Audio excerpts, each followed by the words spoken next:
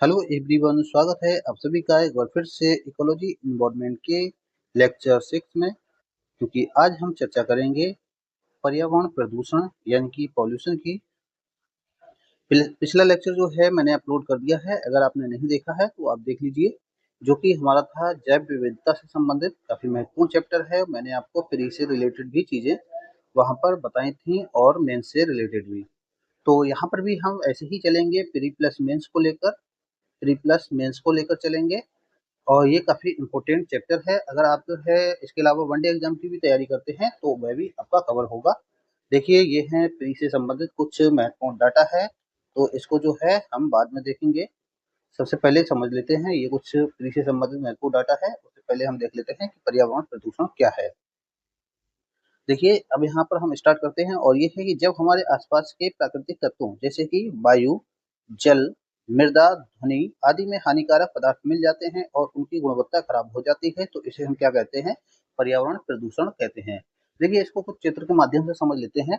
जैसे कि मान लेते हैं कि हमारा पर्यावरण है, पर्यावरण है, स्वच्छ पर्यावरण है। इसमें अनावश्यक चीजें जैसे कि जल में औद्योगिक अपशिष्ट, सीवर, रसायन आदि जो है शामिल होते हैं, तो ये जो है जल को दूषित करते हैं। इसी तरह से ध्वनि प्रदूषण में जैसे कि वाहनों की आवाज, मशीनें, लाउड स्पीकर की आवाज, ये अगर शामिल होते हैं तो ये भी पर्यावरण को दूषित करते हैं। अगला देखते हैं कि ठोस अपशिष्ट जो प्रदूषण है, जैसे कि कचरा, प्लास्टिक, अपशिष्ट पदार्थ जो है पर्यावरण को दूषित करते हैं। इसी तरह से मृदा प्रदूषण में रासायनिक उर्वरक, कीटनाशक, भारी धातुएं जो है मृदा की उर्वरता को क्षीण करते हैं। और इसी तरह से वायु प्रदूषण जो होता है, ये धुआं, गैस, धूल आदि के कारण वायु प्रदूषण होता है। अब एक प्रश्न आता है कि प्रदूषक क्या है? क्योंकि प्रदूषक और प्रदूषण में फर्क होता है। प्रदूषक क्या होते हैं? जो तत्व जो पर्यावरण को हानि पहुंचाते हैं, जो भी तत्व हों जो पर्यावरण को हानि पहुंचाते हैं, वह क्या कहलाते हैं? प्रदूषक कहलाते हैं। तो ये आपको याद रखना है। तो प्रदूषक समझते हैं और उसके बाद अब हम आगे देखते हैं प्रदूषण के कारण। प्रदूषण के कारण क्या है? तेजी से औद्योगिकरण, वाहनों से धुआं, अनियंत्रित शहरीकरण, रासायनिक उर्वरक, कीटनाशकों का उपयोग, वनों की कटाई, अपशिष्टों का अनुचित निपटान जो है, ये क्या है? प्रदूषण के प्रमुख कारण है। अब हम देखते हैं पर्यावरण के प्रकार। आखिर पर्यावरण कितने प्रकार का है? तो मैं यहाँ पर आपको बता देता हूँ। पर्यावरण जो होता है, ये दो प्रकार का होता है। एक होता है प्राकृतिक पर्यावरण, प्राकृतिक पर्यावरण, दूसरा होता है मानव निर्मित पर्यावरण। मानव निर्मित पर्यावरण यानी कि मानव के द्वारा जो है पॉल्यूशन, सॉरी, प्राकृतिक जो प्रदूषण, और दूसरा होता है मानव निर्मित प्रदूषण यानी कि पॉल्यूशन। तो यहाँ पर देखिए, ये है जैसे कि प्राकृतिक और मानव निर्मित जो पॉल्यूशन है, प्रदूषण है, उसकी बात करें तो प्राकृतिक प्रदूषण में कौन शामिल होता है? ज्वालामुखी विस्फोट, जंगल की आग, धूल भरी आंधियां आदि जो है किसमें शामिल होते हैं? प्राकृतिक पॉल्यूशन में। इसी तरह से देखें तो औद्योगिक जो है उन गतिविधियों को शामिल करते हैं। वाहनों, घरेलू अपशिष्ट, रसायन आदि जो है ये मानव के जनित जो है प्रदूषण है।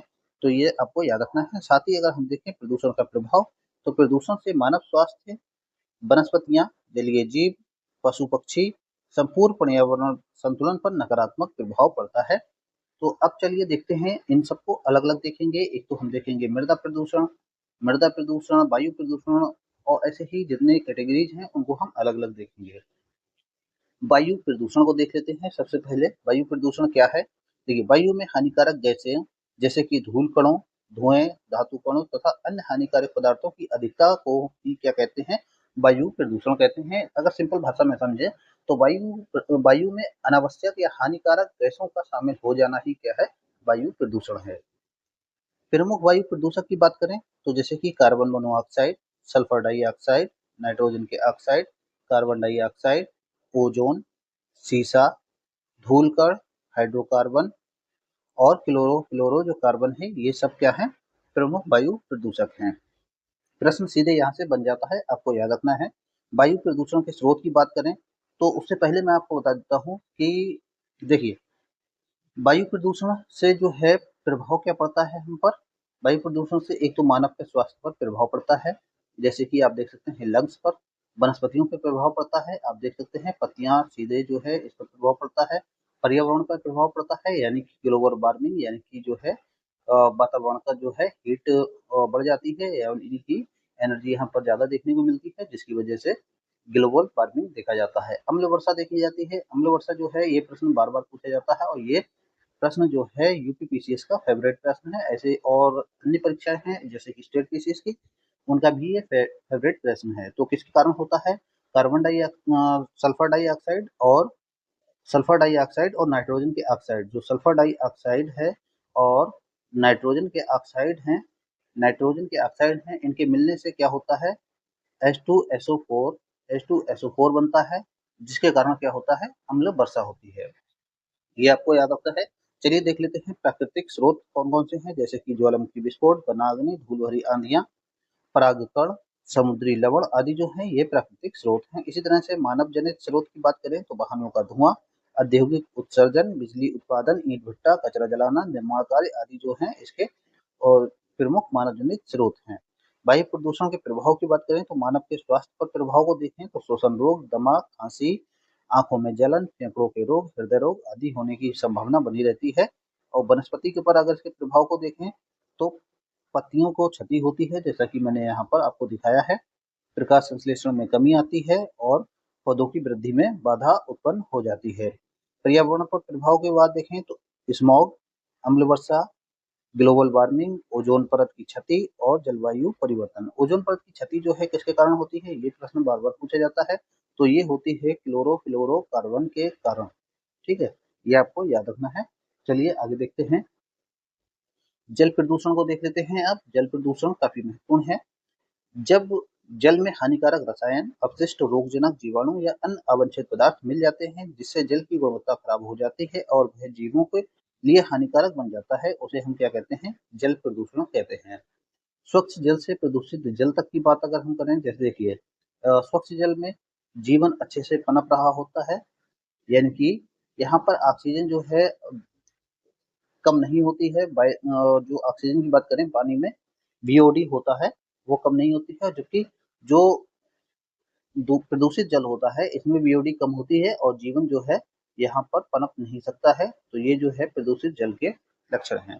चलिए देखें जल प्रदूषण के प्रमुख स्रोत की बात करें, जैसे कि घरेलू अपशिष्ट, नालियों का गंदा पानी, साबुन, डिटर्जेंट, रसोई अपशिष्ट आदि होते हैं। औद्योगिक अपशिष्टों की बात करें, रसायन, अम्ल क्षार, भारी धातुएं, रंग, डाई, तेल आदि जो हैं इसके प्रमुख कारण हैं। उसके बाद कृषि अपशिष्ट को देखें तो कीटनाशक, उर्वरक, खरपतवारनाशी दवाएं जो वर्षा के साथ जल में मिल जाती हैं और ये जल को प्रदूषित कर देती हैं। अन्य स्रोत देखें जैसे कि तेल रिसाव, प्लास्टिक, पूजा सामग्री, शव विसर्जन, खनन अपशिष्ट, निर्माण सामग्री आदि जो हैं ये अन्य स्रोत हैं। एक चीज मैं आपको बता देता हूँ, जैसे कि एक टर्म आता है ऑयल स्पिल।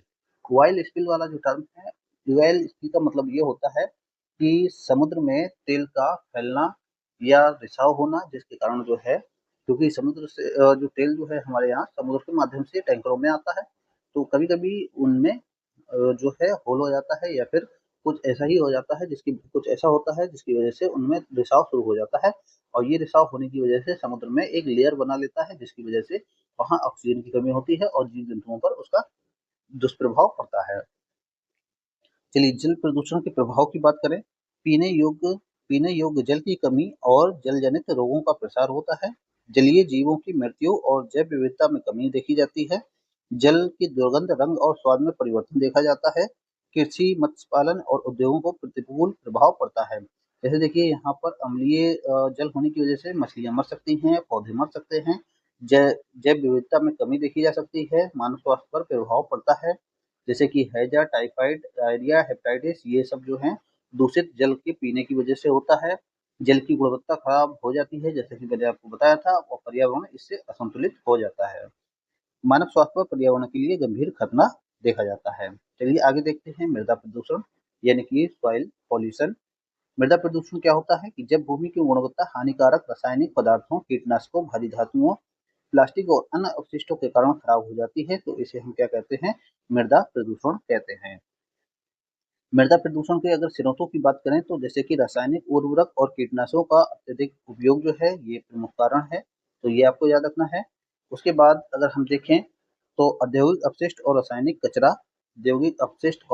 कचरा, प्लास्टिक कचरा और पॉलीथीन, खनन कार्य और भारी धातुएं, और साथ ही अगर हम देखें शहरी ठोस अपशिष्ट और सीवेज कीचड़ जो है ये प्रमुख कारण हैं इसके, तो ये आपको याद रखना है। साथ ही जो है मृदा प्रदूषण के दुष्प्रभावों की बात की जाए तो मृदा की उर्वरता और उत्पादकता जो है इससे घटती है, फसलों की गुणवत्ता और मात्रा पर बुरा प्रभाव पड़ता है, भोजन श्रृंखला के माध्यम से ये प्रदूषक मानव शरीर में पहुंच जाते हैं, जैसे कि मैंने पिछली वीडियो में आपको बताया था कि खाद्य श्रृंखला खाद्य जाल में और उसके बाद जैव विविधता में भी आपसे चर्चा की थी, जिसमें मैंने बताया था कि छोटी मछली जो है ये इनके जरिए हमारे शरीर में पहुंचता है, इसी तरह से बड़ी मछली को भी जब मानव खाता है तो उसके माध्यम से भी हमारे शरीर में दूषित जो पदार्थ हैं वह पहुंचते हैं। भोजन श्रृंखला ठीक है, उसके बाद देखते हैं भूमि बंजर होती है और जैव विविधता नष्ट होती है। भूजल में भी भूजल को भी ये प्रदूषित करता है। मृदा प्रदूषण के नियंत्रण के उपाय अगर हम देखें तो जैविक खाद और कंपोस्ट का उपयोग करना चाहिए, जैविक खेती और फसल को चक्र को अपनाना चाहिए, प्लास्टिक का सही निपटान और पुनर्चक्रण करना चाहिए, औद्योगिक अपशिष्ट का शोधन करना चाहिए, वृक्षारोपण करें और मृदा संरक्षण के उपाय अपनाएं। तो चलिए अब आगे देखते हैं ठोस अपशिष्ट एवं प्लास्टिक प्रदूषण, इनको हम देख लेते हैं, एक साथ देखेंगे। सबसे पहले देखते हैं ठोस अपशिष्ट क्या होता है। ठोस अपशिष्ट जैसे कि गृह, वाणिज्य, औद्योगिक, कृषि एवं संस्थागत गतिविधियों से उत्पन्न ठोस, अर्धठोस या कीचड़ रूपी वे पदार्थ जिनका कोई उपयोग नहीं रहता है, उनको क्या कहते हैं? ठोस अपशिष्ट कहते हैं। ठोस अपशिष्ट का मतलब आप समझ चुके होंगे, जैसे कि घर में यूज की हुई जितने भी पदार्थ हैं उनका जब उपयोग खत्म हो जाता है तो फिर वह क्या होते हैं? तो ठोस अपशिष्ट होते हैं, जैसे कि आप देखते हैं केले, सब्जियों आदि के छिलके। इसी तरह से आप देखेंगे बोतलें, कंटेनर या फिर ऐसे ही अन्य चीजें जो घर में यूज होती हैं, उन चीजों को हम इसमें रखते हैं। लेकिन इनको हम दो कैटेगरी में बांटते हैं, जैसे कि एक होता है जैव अपकरणीय, जिनको मतलब जो है अगर हम देखें इनका विघटन आसानी से हो जाता है, जबकि जो है अजैव अवकरणीय अपशिष्ट, इनका जो है विघटन आसानी से नहीं होता है। तो ऐसी चीजों को हम देखते हैं, जैसे कि भोजन के अवशेष। और जैव अपकरणीयों में अगर हम देखें भोजन के अवशेष, फल सब्जियों के छिलके, पत्ते, लकड़ी, गोबर, कागज आदि जो हैं इनका प्रकृति में आसानी से विघटन हो जाता है। इसी तरह से अगर हम देखें तो अजैव अपकरणीय में जैसे कि कांच, धातु रबड़, थर्मोकोल कपड़े, ई वेस्ट आदि जो हैं इनका आसानी से विघटन नहीं हो पाता है। ठोस अपशिष्ट प्रबंधन की प्रक्रिया अब एक बार देख लीजिए, क्योंकि आपने कहीं ना कहीं इस तरह के बॉक्स देखे होंगे, green, blue, red and yellow.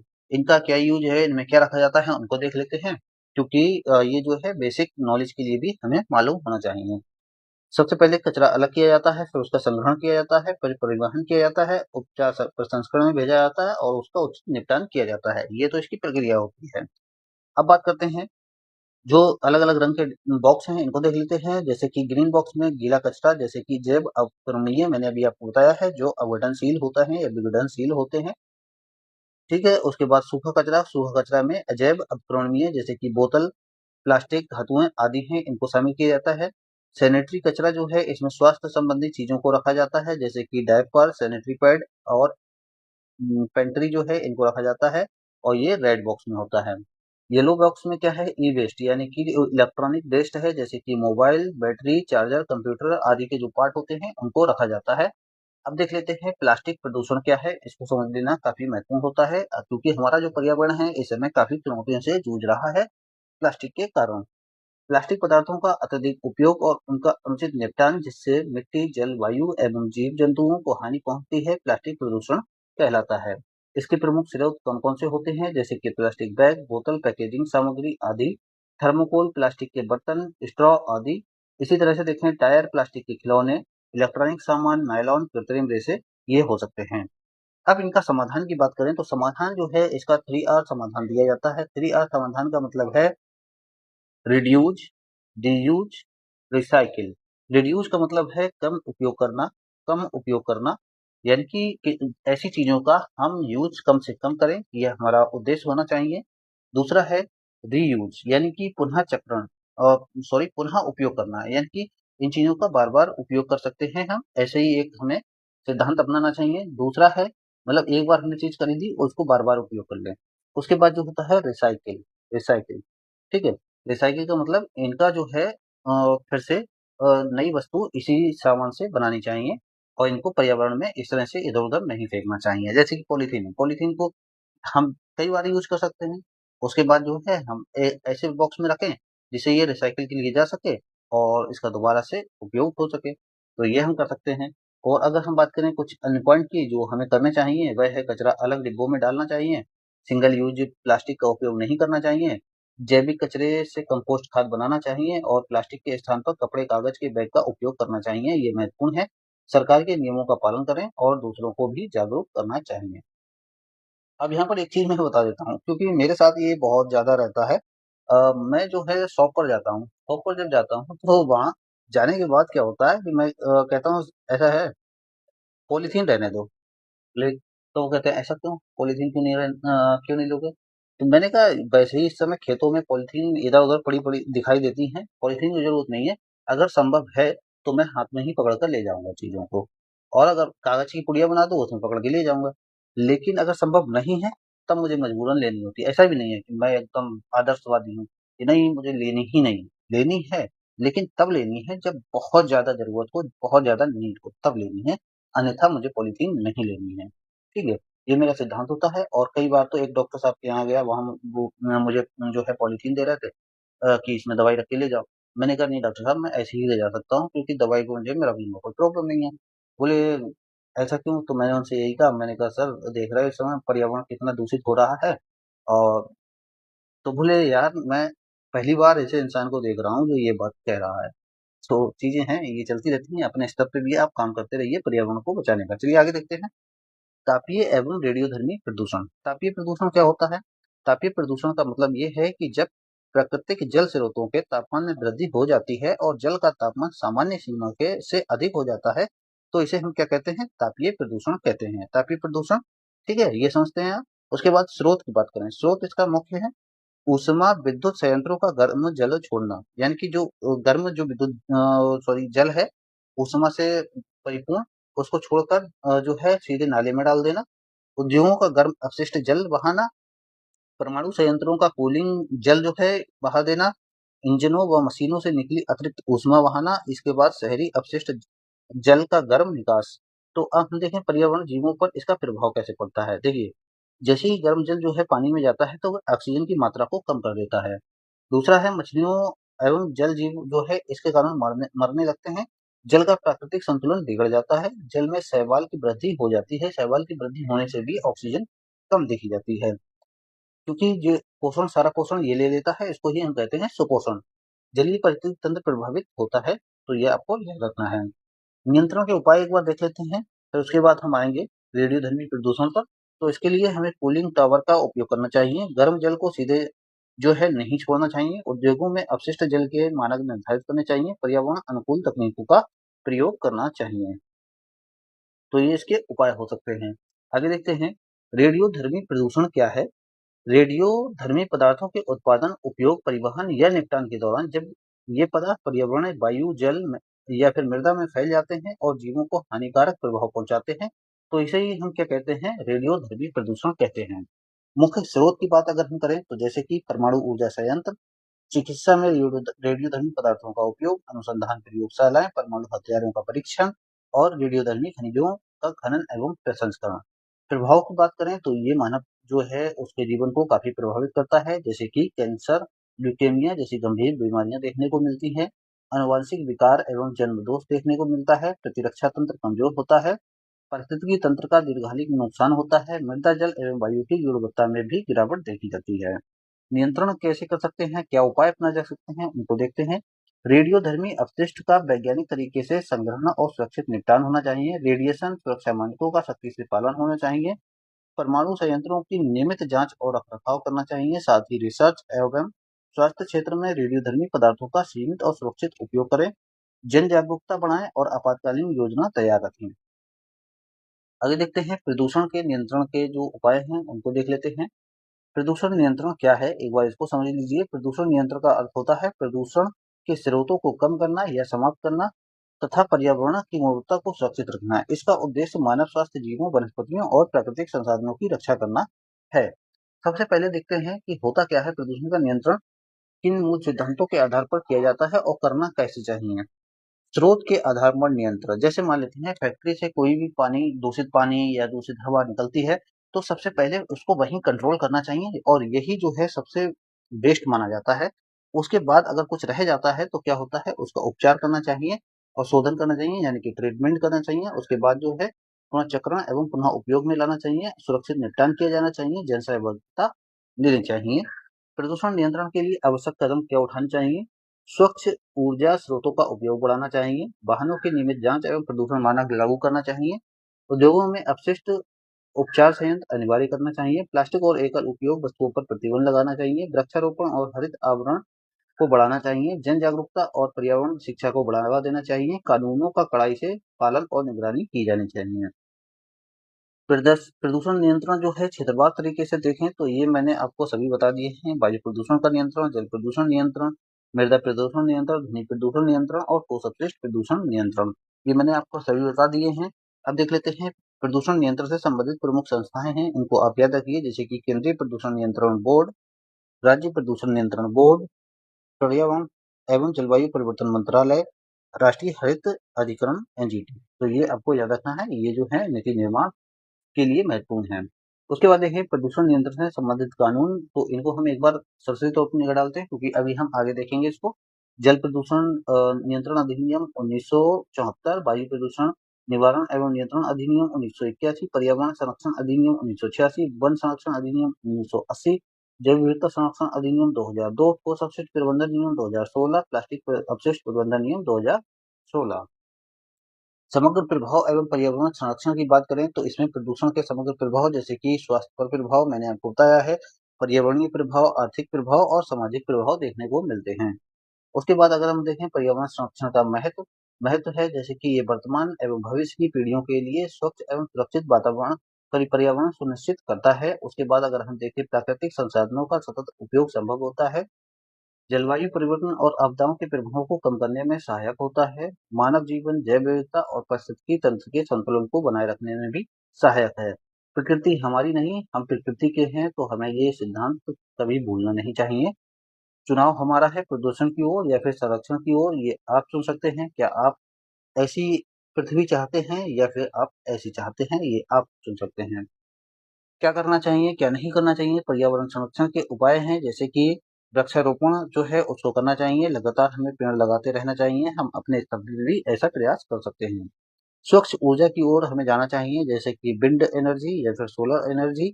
उसी तरह से जल संरक्षण, जैसे कि वाटर जो है इसका मैनेजमेंट करना चाहिए, जिन जगहों पर पानी की कमी है तो वहां पर हम वाटर को स्टोर कर सकते हैं। अपशिष्ट प्रबंधन के लिए हमें 3 सिद्धांत अपनाना चाहिए, रिड्यूज, रीयूज, रिसाइकिल। जन जागरूकता एवं शिक्षा को बढ़ावा देना चाहिए, सतत विकास को बढ़ावा देना चाहिए, साथ ही कानूनों का पालन और सख्त क्रियान्वयन किया जाना चाहिए। तो अब हम जो है क्वेश्चन पर आने से पहले कुछ पीटी फैक्ट देख लेते हैं जो प्रीलिम्स में बार बार पूछे जाते हैं। ये काफी महत्वपूर्ण है, उनको हम देख लेते हैं क्योंकि यहाँ से आपके क्वेश्चन हर हाल में बनेंगे, यानी कि 100% बनेंगे। तो चलिए देख लेते हैं क्या है, उसको देखते हैं एक बार। जैसे कि भारतीय संविधान में पर्यावरण से की स्थिति देख लेते हैं। ये प्रश्न आपकी परीक्षा में बार बार पूछा जाता है। ये मुझे लगता है सभी परीक्षाओं के लिए, जितने भी स्टेट पीसीएस हैं, पीसीएस है, ठीक है, स्टेट पीसीएस है या फिर यूपीएससी भी है, और ऐसी ही अन्य परीक्षाएं जो कि आपकी वनडे एग्जाम की हैं, जैसे कि UP triple S C PET, SSC या फिर अन्य परीक्षाएं, उन सभी के लिए काफी महत्वपूर्ण है। तो चलिए देख लेते हैं एक बार इसको। अनुच्छेद 21 जो है इसमें जीवन एवं व्यक्तिगत स्वतंत्रता का अधिकार है और ये जो है मूल अधिकार है। मूल अधिकार है। सर्वोच्च न्यायालय ने स्वच्छ एवं स्वस्थ पर्यावरण के अधिकार को अनुच्छेद 21 के अंतर्गत माना है मूल अधिकार। अनुच्छेद 48A राज्य पर्यावरण की रक्षा एवं सुधार तथा वनों और वन्यजीवों की सुरक्षा करेगा। ये जो है हमारा क्या है, मूल सॉरी राज्य के नीति निर्देशक तत्व, राज्य के नीति निर्देशक तत्व, ठीक है। राज्य के नीति निर्देशक तत्व में अनुच्छेद 48 है। अनुच्छेद 51 जी जो है, प्रत्येक नागरिक का कर्तव्य है कि वह प्राकृतिक पर्यावरण, वन, झील, नदी और वन्यजीवों की रक्षा एवं सुधार करे तथा जीवों के प्रति दया भाव रखे। तो ये जो है किसके अंतर्गत है? ये है ये है मूल्य कर्तव्य के अंतर्गत। मूल्य कर्तव्य। तो ये आपको याद रखना है। एक तो है मूल अधिकार, दूसरा है राज्य के नीति निर्देशक तत्व और तीसरा है मौलिक कर्तव्य। अनुच्छेद 47 भी मूल कर्तव्य के अंतर्गत है, जिसमें कहा गया है कि राज्य का कर्तव्य है कि वह पोषण स्तर, जीवन स्तर और लोक स्वास्थ्य के स्वास्थ्य में सुधार करे। इसके बाद अनुच्छेद 246 प्लस 7वीं अनुसूची में क्या कहा गया है? पर्यावरण से जुड़े विषयों पर संघ एवं राज्यों को विधायी शक्तियां बनाने जो शक्तियां है वह प्रदान करता है, अनुच्छेद 246 और 7वीं अनुसूची। 42वां संविधान संशोधन अधिनियम 1976 में जैसे कि अनुच्छेद 48 ए और अनुच्छेद 51 ए को जोड़ा गया था, जिससे जो है पर्यावरण की सुरक्षा सुनिश्चित की जा सके। पर्यावरण से संबंधित कुछ प्रमुख कानून हैं, उनको एक बार नजर डाल लीजिए क्योंकि प्रश्न यहाँ से सीधा बनता है। और मैं ऐसे ही नहीं बोल रहा हूँ, आप जो है पीवाईक्यू उठाइए, उनको एक बार चेक कीजिए, आपको यहाँ से प्रश्न मिलेंगे। वन्यजीव संरक्षण अधिनियम 1972 काफी महत्वपूर्ण है, प्रश्न यहाँ से बार बार पूछा गया है। वन्यजीव एवं उनके आवासों का संरक्षण के लिए इसको लाया गया। 1974 में जो है जल प्रदूषण निवारण एवं नियंत्रण अधिनियम लाया गया। जल प्रदूषण की रोकथाम के लिए 1980 में वन संरक्षण अधिनियम वन भूमि के गैर वन्य उपयोग के नियंत्रण के लिए लाया गया। उसके बाद 1981 में वायु प्रदूषण निवारण एवं नियंत्रण अधिनियम वायु प्रदूषण की रोकथाम एवं नियंत्रण के लिए। 1986 में पर्यावरण संरक्षण अधिनियम काफी महत्वपूर्ण है, कई बार परीक्षा में पूछा गया है। सीधे डेट भी पूछ लेता है कि पर्यावरण संरक्षण अधिनियम कब अधिनियमित हुआ, कब लागू हुआ, इसको पूछ लिया जाता है। ये अधिनियम कब का है? तो 1986 में। केंद्र सरकार की व्यापक शक्तियां दी गई हैं इसमें। 1988 में राष्ट्रीय वन नीति, कई बार प्रश्न पूछा गया है। वन संरक्षण एवं सतत वन प्रबंधन। 2002 जैव विविधता मैचिंग के लिए काफी महत्वपूर्ण रहते हैं। जैव विविधता के संरक्षण का सतत उपयोग एवं लाभों का न्यायसंगत बंटवारा, ये भी कई बार पूछा गया है। 2010 में राष्ट्रीय हरित अधिकरण यानी कि एनजीटी का गठन किया गया, पर्यावरण संबंधी मामलों के त्वरित निपटारे के लिए 2010 में अधिनियमित हुआ। तो ये भी काफी महत्वपूर्ण है और कई बार प्रश्न पूछा गया है। 2016 में प्रतिपूरक वनीकरण कोष को जो है कैंपा लाया गया और इसमें जो है वन भूमि के डायवर्जन के बदले प्रतिपूरक वनीकरण के लिए कोष बनाया गया है, तो ये काफी महत्वपूर्ण है। यहाँ से प्रश्न आपके बनते हैं और ये सिर्फ एक पेज से आपको हर हाल में जो भी आप एग्जाम देने जा रहे हैं उसमें ये प्रश्न यहाँ से मिलना है, तय है। इससे आपका एक प्रश्न तो पक्का है, इस केवल सिंपल एक पेज से। आप इसका स्क्रीनशॉट लीजिए, कुछ भी कीजिए, लिख लीजिए, ये 100% यहाँ से प्रश्न आते हैं। चलिए आगे देखते हैं। विषैले तत्व रसायन से होने वाले प्रमुख रोग, क्योंकि ये भी काफी महत्वपूर्ण है और यहाँ से भी प्रश्न अक्सर पूछे जाते हैं। कैडमियम कैडमियम जो है इसके कारण कौन सा रोग होता है? इटाई रोग होता है और ये हड्डियों में कमजोरी, दर्द एवं विकृति जो है इसके कारण होती है। पारा जो है, पारा से मिनीमाटा रोग होता है, सीधे पूछ लिया जाता है पारे के कारण कौन सा रोग होता है? तो मिनीमाटा रोग होता है, तंत्र को गंभीर क्षति पहुंचाता है। आर्सेनिक जो है आर्सोनेसिस होता है, त्वचा पर घाव, रजकणजता और तंत्रिका एवं अन्य अंगों को ये प्रभाव करता है। तो यहाँ पर ये तंत्रिका है, याद रखना। सीसा सीसा जो है ये एनीमिया, तंत्रिका तंत्र एवं गुर्दों को नुकसान पहुंचाता है, इनको प्रभावित करता है। फ्लोराइड की अधिकता जहाँ पर होती है उससे फ्लोरोसिस होता है और दांतों और हड्डियों को नुकसान पहुंचता है। नाइट्रेट की से बात करें तो इसे ब्लू बेबी सिंड्रोम रोग देखने को मिलता है। मेथेमोग्लोबिनिया मिया जो है ये देखने को मिलता है। इसमें क्या होता है, रक्त की ऑक्सीजन की वहन क्षमता कम हो जाती है। जैसे आपने कभी कभी देखा होगा कि बच्चों जो अ, शिशु होते हैं यानी कि छोटे बच्चे होते हैं जिनका हाल ही में जन्म हुआ हो, तो ऐसे बच्चे जो हैं इनका शरीर जब इनकी डेथ होती है तो इनका शरीर एकदम नीला सा हो जाता है। नीला हो जाता है तो वह किसके कारण होता है? नाइट्रेट की वजह से होता है। तो इसके बाद अगर हम देखें, कुछ लोग इनको कई चीजें मान लेते हैं, जैसे कि पुराने लोग मान लेते थे कि ये बच्चा किसी की चपेट में आ गया या जो भी है, वॉटेवर। तो ऐसी चीजें होती हैं। उसके बाद अगर हम देखें नाइट्रेट नाइट्रेट जो है, अगर ज्यादा समय तक अगर आप पानी रख लेते हैं और उसका सेवन करते हैं, उसको पीते हैं, तो उसमें भी नाइट्रेट की जो है समस्या देखने को मिल सकती है। उसके बाद देखते हैं कार्बन मोनोऑक्साइड, काफी हानिकारक गैस है और ये हमारे शरीर में हेमोग्लोबिन के साथ जुड़कर ऑक्सीजन की कमी कर देती है, अन्य जो हमारे कोशिकाएं हैं उन तक पहुंचाने में, यानी कि रोक देती है, बाधा उत्पन्न करती है। सल्फर डाइऑक्साइड की बात करें तो ये श्वसन संबंधी रोग लेकर आती है, आंखों में जलन और श्वसन तंत्र में जो है ये नुकसान पहुंचाती है। नाइट्रोजन ऑक्साइड की बात की जाए तो श्वसन तंत्र को क्षति पहुंचाती है, जैसे कि फेफड़ों में जलन और सूजन देखने को मिलती है। बेंजीन जो है ये अपप्लास्टिक एनीमिया यानी कि रक्त संबंधी विकार देखे जाते हैं। अस्थि मज्जा पर विषैला प्रभाव देखने को मिलता है। साइनाइड जो है, साइनाइड विषाक्तता, इसकी बात करें तो कोशिकीय शोषण जो है शोषण बाधित होता है, कोश के शोषण बाधित हो जाता है और गंभीर ऑक्सीजन अभाव देखने को मिलता है। क्रोमियम की बात करें तो ये त्वचा एवं श्वसन संबंधी विकार उत्पन्न करता है, जैसे कि त्वचा फेफड़ों पर विषैला प्रभाव देखने को मिलता है। तो इस तरह से हमने फैक्ट फैक्ट देखे हैं। अब उसके बाद देख लेते हैं हम प्रश्न, यानी कि अभी तक आपने क्या पढ़ा है और क्या सीखा है, उसको एक बार देख लेते हैं। जल प्रदूषण निवारण एवं नियंत्रण अधिनियम किस वर्ष लागू किया गया था? तो ये किस वर्ष किया गया था? 1974 में, यानी कि ऑप्शन बी सही है। पर्यावरण संरक्षण अधिनियम के अंतर्गत केंद्र सरकार को नियम बनाने की शक्ति दी गई। ये किस धारा के अंतर्गत दी जाती है? तो ये दी जाती है धारा 6 के अंतर्गत। निम्नलिखित कथनों पर विचार करना है, जैसे कि वायु प्रदूषण निवारण एवं नियंत्रण अधिनियम 1981 में केंद्रीय एवं राज्य प्रदूषण नियंत्रण बोर्ड का प्रावधान है या नहीं? हाँ, बिल्कुल है। इस अधिनियम के अंतर्गत किसी क्षेत्र को वायु प्रदूषण नियंत्रण क्षेत्र घोषित किया जा सकता है? किया जा सकता है या नहीं, बताइए? तो हाँ, किया जा सकता है, यानी कि ऑप्शन कौन सा सही है? ऑप्शन सी सही है। चलिए आगे देखते हैं। काफी महत्वपूर्ण प्रश्न है, ये प्रश्न कई बार पूछे जा सकते हैं इस तरह के, और पूछा गया है ये प्रश्न। राष्ट्रीय हरित अधिकरण यानी कि एनजीटी की स्थापना पर्यावरण से संबंधित मामलों के निपटारे के लिए की गई है। क्या की गई है? बिल्कुल की गई है। एनजीटी केवल अपीलीय न्यायालय के रूप में कार्य करता है, मूल मामलों की सुनवाई नहीं करता है। गलत जवाब है, क्योंकि एनजीटी जो है अपीलीय न्यायालय तो है ही, साथ में ये स्वतः जो है स्वतः निगरानी करता है और मूल मामलों की भी सुनवाई करता है। तो हमारा ऑप्शन कौन सा सही है? ऑप्शन केवल एक सही है, तो यहाँ पर ऑप्शन एक सही है। तो इस तरह से जो है ये हमारा पॉल्यूशन वाला चैप्टर समाप्त होता है। मुझे लगता है इसके बाद अब आपको कोई अन्य वीडियो देखने की आवश्यकता नहीं होगी। तो अगला हम देखेंगे जैव विविधता एवं संरक्षण, क्योंकि जो हमने पिछला चैप्टर देखा था वह यही था, लेकिन उसमें हमने इंडिया का कॉन्टेक्स्ट नहीं देखा था। तो इसमें हम जो है इंडिया के बारे में देखेंगे और भारत में क्या क्या प्रयास किए गए हैं जैव विविधता संरक्षण को लेकर, उनको देखने का प्रयास करेंगे।